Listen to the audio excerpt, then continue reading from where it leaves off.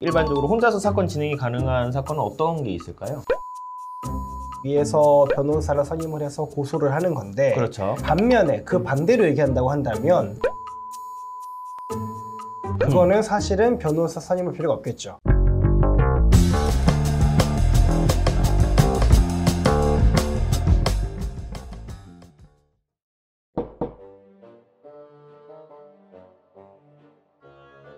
네, 안녕하세요. 오늘은 용성우 변호사님하고 변호사를 구태여 좀 선임하지 않아도 사건 진행을 잘 할 수 있는 사건들이 어떤 게 있는지에 대해서 한번 이야기를 해보려고 하는데, 용 변호사님 보시기에 변호사 선임 하지 않더라도 잘 좀 해결할 수 있고 일반적으로 혼자서 사건 진행이 가능한 사건은 어떤 게 있을까요? 일단은요, 그거는 변호사를 왜 선임하느냐, 요거랑 사실 연결이 좀 될 것 같아요. 사실 모든 형사 사건은 피해자 입장에서는 변호사 없이도 사건 진행이 가능해요.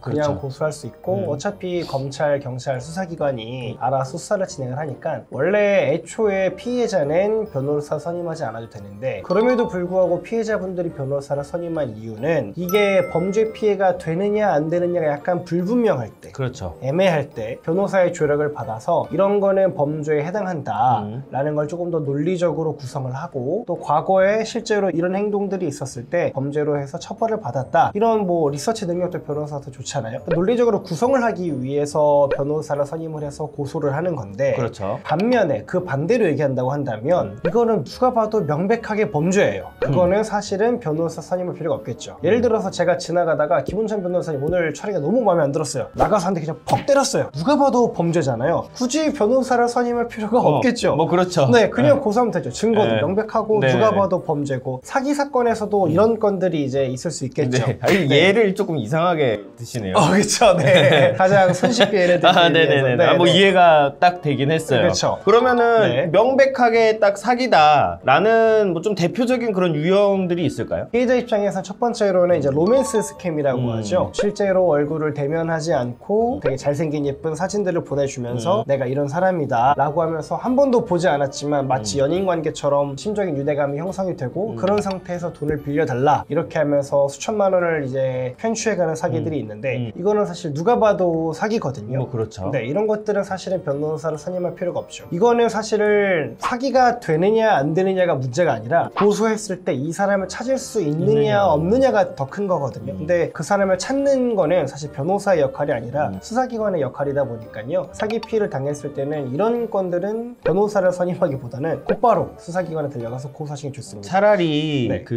변호사를 찾아 상담을 받기보다 빨리 신고하는 게 더 중요한 것 맞아요. 같아요. 네. 시기적으로 네. 빨리 신고해야 좀 찾을 가능성도 높아지고 네. 피해금 또 회복할 수 있는 가능성도 좀 높아지는 것 같고요. 또 그런 게 더 있을 것 같은데 어떤 게 있을까요? 대표적으로는 중고거래 사기 같은 경우도 명확하죠. 그쵸, 돈 네. 입금했는데 이제 안 보낸 경우, 이런 네. 경우는 사실 명백하기 때문에 이 경우도 사실은 구태여 변호사 선임을 한다기보다는 곧바로 경찰서 방문하셔가지고 신고 절차를 밟는 게 좋은 해결법이 될 것 같습니다. 네. 그리고 그런 것도 있어요. 이제 성매매나 출장안마 이거 자체가 이제 불법이고 위법이어서 하면 안 되는 거지만 이제 그런 걸 하겠다라고 했다가 흔히 말하는 보증금 뜯기는 사기가 있죠. 출장안마 성매매 받겠다고 돈을 송금했는데 잘못 송금됐다, 얼마 더 송금해 주세요, 지금 보낸 게 묶여가지고 이거 풀리면 또 얼마가 필요해, 그러면서 이제 피해액이 눈덩이처럼 불어나가지고, 저는 이 출장안마 보증금 사기로 8천만 원까지 송금하신 분을 봤거든요. 그럼 이해가 잘 안 되잖아요. 그러니까 그렇죠. 사람이 뭐에 씌이면 그렇게 되나 봐요. 그리고 그런 것도 있을 것 같아요. 리딩방이라든가 네. 코인 투자 같은 경우에 그냥 돈을 받아서 잠적해버리는 경우 있어요. 그렇죠. 네. 너무 명백하죠. 맞아요. 네. 이런 경우는요. 사실 이런 경우는 사기냐 아니냐 고민할 게 없는 사건이기 때문에 이런 경우도 곧바로 고소 절차 밟으시고서는 빨리 가해자를 특정을 할 수 있도록 절차 진행하는 게 좋을 것 같습니다. 네. 그래서 오늘은 이런 사기 사건은 변호사를 선임할 필요가 없다 애들 잠깐 알아봤는데, 이 영상 보시고 내가 좀 해당되는 것 같다 라고 하시면은 저희한테 문의 주시지 마시고 곧바로 경찰에 고소하시는 게 피해를 빨리 회복할 수 있는 그렇죠. 방법이라고 말씀드리겠습니다. 감사합니다. 감사합니다. 법무법인 A파트에서 사기꾼 백서라는 전자책을 작성해서 무료로 배포해드리고 있습니다. 열심히 읽어보시고 숙지하셔서 사기 피해 방지하시기 바랍니다. 용 변호사님이 직접 쓰신 건가요? 그렇습니다. 네, 많은 사랑 부탁드리겠습니다. 감사합니다. 이상한 것 같은데.